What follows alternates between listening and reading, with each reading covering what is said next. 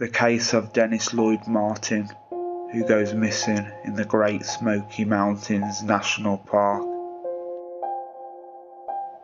On Father's Day weekend, June the 14th, 1969, Dennis Martin, age 6, would become one of the people who has gone missing at the infamous Great Smoky Mountains National Park in Tennessee.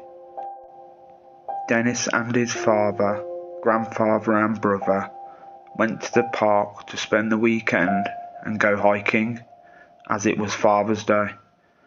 The first day they hiked from Cades Cove to Russell's Field, where they spent the night. The following day they hiked to Spence Field, where they planned on camping out. Later on in the evening, around 4 p.m, Dennis and his brother were playing hide and seek when a family came over to them and asked if their kids can run around and play with the boys. Mr. Martin, Dennis's father, asked the other family what their name was. The father of the other family replied with, "We are the Martins." Dennis's father said, "Wow, we are the Martins also," and the children went off playing. Both families were sitting down on the grass with their eyes on their children. All of the children ran behind a bush on the edge of a field they were playing in. Once the game was done, they all ran out from behind the bush, except for Dennis. After not seeing his son, Mr. Martin, Dennis's father, became worried and walked over to look for him. With Dennis being nowhere in sight, Mr. Martin takes off on a dead run down the Appalachian Trail, connecting to Spence Field.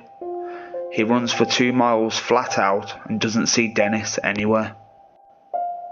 When Mr. Martin gets back, he tells his father, Dennis's grandfather, to call the Rangers to help to look. The Rangers arrived around 5 p.m, and by 8 p.m, rain was heavily pouring down. Now, as they were playing hide and seek, about 2,000 feet away, in an area at Cades Cove, was a creek. A different family, the Key family, was hiking and asked a ranger where they could see some bears. The ranger told them, "Go up the creek about a mile and you should be able to see some wildlife." They hiked up and claimed they heard a blood-curdling scream, louder than they could ever imagine. At the same time, their son said, "Look, Dad, there is a bear running up the hill." But once the dad looked, he thought it was actually a man running up the hill and hiding from them. The family hadn't yet known or heard of Dennis Martin going missing at the time, but they knew what they saw was weird. They didn't think too much of it and decided to go home. The next day, on the front of the Knoxville Times was a picture of Dennis Lloyd Martin and a headline reading "Disappearance." As the father of the Key family reads into it, he notices the timeline adds up to what happened the day before. There was an FBI agent assigned to the case, so Mr. Key called the agent. He told the FBI agent that he can meet him at the park in the exact same place they were at when they had seen and heard the loud scream, and the strange man running in and out of the trees.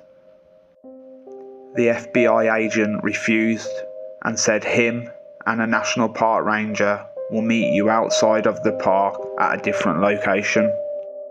Mr. Martin, the FBI and the Park Service made an agreement that every detail of the case would be relayed to Dennis's father.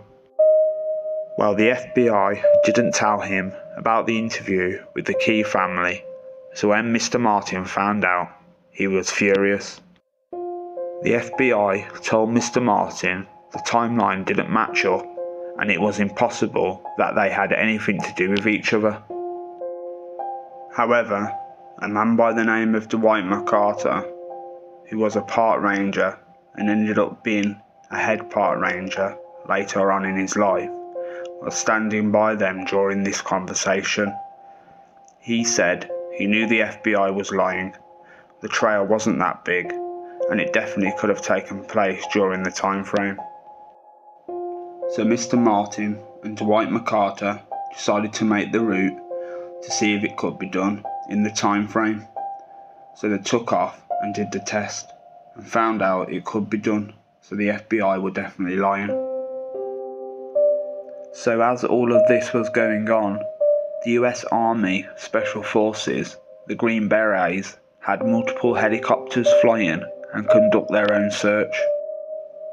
They said they don't want any help from anyone, even the park rangers who knew the entire park. They wanted to be left alone while searching. A week later they left without telling anyone what they had found or what they were looking for. Mr. Martin found this all extremely strange and filed a Freedom of Information Act request, and that was denied. So years went by and he didn't talk to reporters or park rangers. Then one day an investigator came to his house and asked to talk to him. After being resistant for a few minutes, he finally agreed. He came outside and had a talk. The investigator asked, "Is there anything the newspapers or rangers won't release?" He responded yes, a couple of things. During the FBI interview with the Key family, Mr. Key told the agent something he had seen. The thing his son saw and said it looked like a bear, Mr. Key believed it to be a man, and that man was running up the hill, darting in between the trees, and it looked like it was carrying something over its shoulder. They didn't know what it was, but Mr. Martin believes it to be his son. The other thing that wasn't mentioned in the papers was the amount of people that go missing in our national parks. He proceeded to tell him about 12 missing person cases involving the Great Smoky Mountains National Park. They are all being monitored by the FBI. He added that the agent that was assigned to these cases committed suicide. Very strange indeed. Thanks for listening to this case, guys. You all take care now.